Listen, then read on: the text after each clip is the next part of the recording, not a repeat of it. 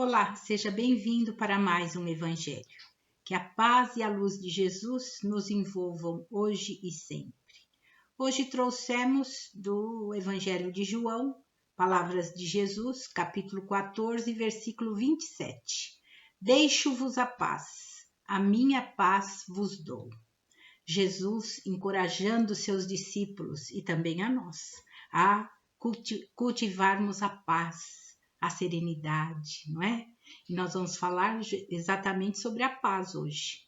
A paz que Jesus nos falou é a conquista da serenidade, a serenidade de ver a nossa consciência, de ver a nossa consciência tranquila, de ter a nossa consciência tranquila, não é? Pelo dever cumprido, por tudo que fazemos que é de acordo com as leis de Deus, não é?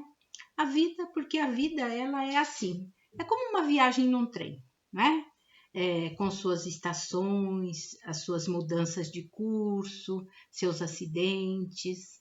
Ao nascermos, pegamos o trem e nos encontramos com os nossos pais, não é? E acreditamos que sempre viajarão conosco, ao nosso lado ali, mas em alguma estação eles descem e nos deixam sós na viagem, mas deixaram tudo de si para nós, não é? Tudo que eles puderam, eles deixaram para nós. Da mesma forma, outras pessoas pegarão o mesmo trem e serão significativas para nós, que são os nossos irmãos, nossos amigos, filhos e até mesmo o amor da nossa vida, que vai deixar tantas coisas boas, não é? Cada um deixa tudo aquilo que tem de bom ali. E muitos descerão e deixarão um vazio. E outros deixam um vazio ali permanente, né? Já outros passam despercebidos, né? Que nem nos damos conta que eles desocuparam os assentos. E esta viagem estará cheia de alegrias, de tristezas, fantasias, esperas e despedidas. O êxito consiste em termos uma boa relação com todos os passageiros, dando o melhor de nós, né? Para que possamos também receber o melhor deles. O grande mistério de todos é que não sabemos em qual estação desceremos. Por isso, devemos viver da melhor forma possível, né?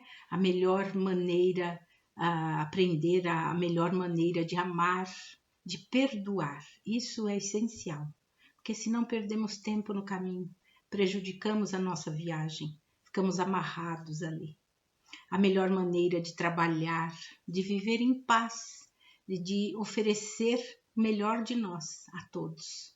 Assim, quando chegar o momento de desembarcar e o nosso assento também estiver vazio, vamos deixar boas lembranças aos que continuam na viagem do trem, não é? No trem da vida. Então, desejo a você que a sua viagem em seu trem seja melhor a cada dia, com muito sucesso, muito amor, muita paz, não é? E eu lhe agradeço por ser passageiro do meu trem também, né? Porque afinal de contas, todos aqueles que vamos conhecendo ao longo da nossa jornada são passageiros do nosso trem também. Então, a felicidade é uma escolha de cada um de nós. E viver em paz é uma busca constante, não é? E é uma verdade simples, porém profunda, não é? A felicidade e a paz é uma escolha. E tem um texto budista que diz assim: a paz não é determinada pelo que acontece em torno de você, mas sim o que acontece dentro de você, não é? Então, viver em paz é essa constante busca, não é? E é uma verdade muito simples, mas profunda. E a felicidade e a paz é uma escolha. Então, não precisamos esperar que tudo seja perfeito na nossa família, nos nossos negócios. Não, vamos aproveitar o hoje, não é? Procuremos não adiar a felicidade para quando perdermos peso, por exemplo, abandonarmos um vício ou atingirmos os nossos objetivos. O primeiro passo para desfrutarmos uma vida melhor é agora.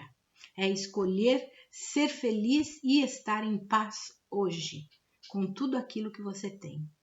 Nós podemos escolher ser feliz e aproveitar a vida em muita paz, né? Então escolhamos isso, vamos escolher isso. E quando fazemos isso, nós nos sentimos melhores, mas a nossa fé faz com que Deus esteja presente e faça maravilhas por nós. Porque quando é o contrário, né?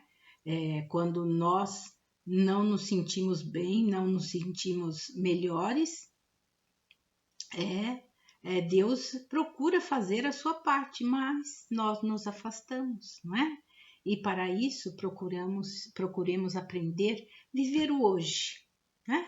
Um dia de cada vez. Melhor ainda, aproveitemos ao máximo esse momento. É bom estabelecer metas, fazer planos, tudo mais, mas não podemos viver só lá no futuro e senão nunca apreciaremos o presente, do modo como Deus quer que o façamos.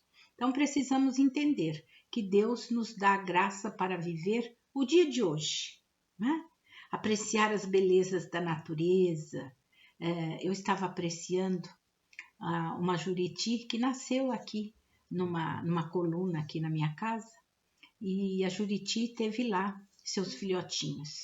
E ela estava, depois que os filhotinhos saíram do ninho, ela estava com um filhotinho, né?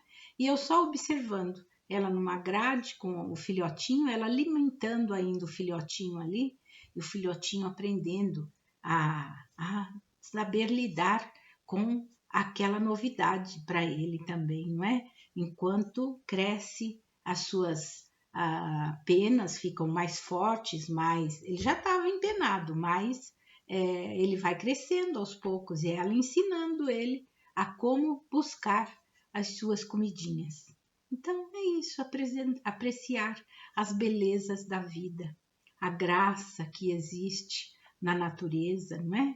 Então veja só, e lembrei desse exemplo porque quando Jesus disse: olhai as aves dos céus, não é?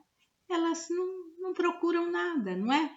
Elas não semeiam, nem colhem, nem ajuntam em celeiros, mas o nosso Pai as alimenta. E elas nem se preocupam com isso.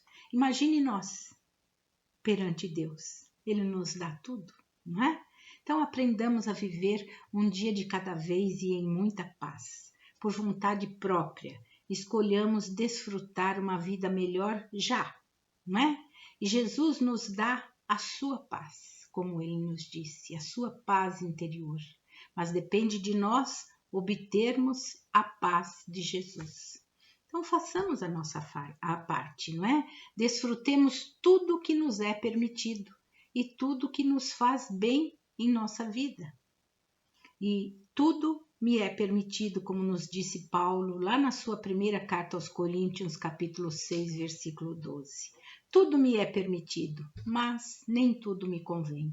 Saibamos fazer as nossas escolhas inteligentes que nos façam crescer, evoluir espiritualmente, não é? Para que possamos nos tornar um instrumento da paz, como nos diz a oração de São Francisco, não é? E na nossa intimidade procuremos ali iniciar uma jornada de aprendizado e de autoaperfeiçoamento. Quando Francisco de Assis nos diz: aonde houver ódio, que eu leve o amor. Para construir a paz é necessário cultivar o amor fraterno e a cada dia usar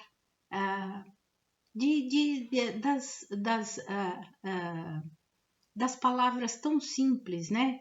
Como com licença, obrigado, desculpa. Isso faz toda a diferença, não é?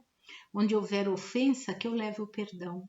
Para construir a paz é necessário cultivar esse amor fraterno, como dissemos, com muita paz, com muita alegria, não é? E usar de gentileza também. Onde houver discórdia, que eu leve a união. Um ser que se preocupa com o outro, que vai além de si mesmo, procura a união, procura a paz, procura o entendimento. E é melhor ter paz do que ter razão, não é? Então, onde houver trevas, que eu leve a luz. Seja a luz desse lugar. Você tem todas as condições para iluminar todo aquele ambiente. Então, pense nisso. Leve a luz. Você tem a sua luz. Você já é portador de luz e já é portador de paz. Então, faça a diferença no lugar. Que a paz de Jesus acontece no interior de cada um de nós, a partir de uma escolha amorosa que fazemos como resultado de um questionamento. Eu quero ser um instrumento de paz de Jesus, não é?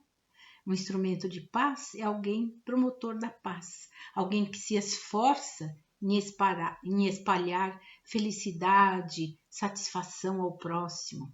Então, pense nisso, observe tudo isso, não é? Seja um instrumento de paz e supere a você mesmo, supere todas as suas adversidades. E trouxemos uma lição que para refletirmos bastante sobre tudo isso que estamos falando, as 7 lições do bambu. Depois de uma grande tempestade, o garotinho que estava passando férias na casa do avô, chamou o avô na varanda e disse: "Vovô, por que aquela figueira tombou com o vento tão forte e o bambu não?" Daí o avô disse: "Filho, o bambu permanece em pé porque teve a humildade de se curvar na hora da tempestade. A figueira quis enfrentar o vento. O bambu nos ensina 7 coisas. E se tiveres a grandeza e a humildade do bambu, vai experimentar o triunfo da paz em seu coração. A primeira lição que o bambu nos ensina é a mais importante, é a da humildade diante dos problemas, das dificuldades. A segunda lição, o bambu cria raízes profundas. É muito difícil arrancar um bambu, pois o tamanho que ele tem para cima, ele tem para baixo também. A terceira lição, você já viu um pé de bambu sozinho? Apenas quando é novo, mas antes de crescer, ele permite que nasçam outros ao seu lado e vão se entranhando um no meio do outro. Sabe que vai precisar deles. Eles estão sempre juntos um dos outros, tanto que de longe parecem apenas uma árvore. E muitas vezes tentamos arrancar um bambu lá de dentro, cortamos e não conseguimos. Assim como os animais mais frágeis que vivem em bandos para que, desse modo, se livrem dos predadores. A quarta lição que o bambu nos ensina é não criar ramos. Nós perdemos muito tempo na vida tentando proteger os nossos ramos, que não são mais do que coisas insignificantes a que damos um valor inestimável. Para ganhar, é preciso perder tudo aquilo que nos impede de subirmos suavemente. A quinta lição é que o bambu é cheio de nós. Como ele é oco, sabe que se crescesse sem os nós, seria muito fraco. Os nós são os problemas e as dificuldades que superamos. Os nós são as pessoas que nos ajudam, aqueles que estão próximos e acabam por ser a nossa força nos momentos difíceis. A sexta lição é que o bambu é oco, é vazio de si mesmo. Enquanto não nos esvaziarmos de tudo aquilo que rouba nosso tempo, que tira a nossa paz, não seremos felizes. Pensamentos negativos, sentimentos negativos, raiva, ódio, mágoa, falta de perdão, que retemos e que nos fazem muito mal. Ser oco significa estar pronto para ser cheio de paz, de amor e compaixão. E por fim, a sétima lição que o bambu nos dá é que ele só cresce para o alto. Essa é a sua meta. Então, que seja a nossa meta também. Vamos crescer somente para o alto, em busca da paz, da serenidade, da bondade, do perdão e do autoconhecimento, né? Então, que Jesus abençoe a todos nós e a nossa família. Muita paz.